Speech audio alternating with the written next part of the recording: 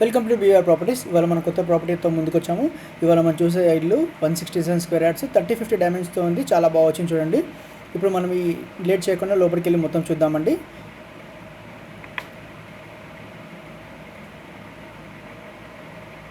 Gate, parking area కూడా మొత్తం మార్బుల్స్తో చేశారు. పైన ఫాల్ సీలింగ్ చేస్తుంది. ఇంట్లో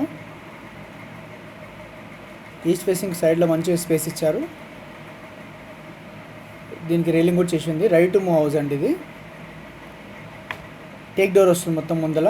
కింద మార్బుల్తో మంచిగా చుట్టుపక్కల మంచిగా పెట్టి చూడాలి. ఇప్పుడు మనం లోపలికి వెళ్దాం. హాల్ టీవీ యూనిట్ పైన కూడా మీకు మంచి డిజైన్ చేసి ఉంది చూడండి. నార్త్ ఫేసింగ్ డోర్ ఇచ్చారు. ఇంకా విండోస్ వచ్చేసి మొత్తము మీకు ఫోటో ఫ్రేమ్ విండోస్ వస్తాయి చూడండి. హాల్లో కూడా మంచిగా డిజైన్ చేసి ఉంది.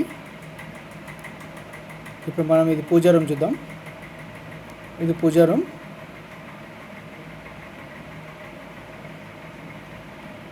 ఇది ఓపెన్ కిచెన్. మళ్ళీ ఇక్కడ ఈస్ట్ ఫేసింగ్ కూడా మన డోర్ ఇచ్చారు చూడండి.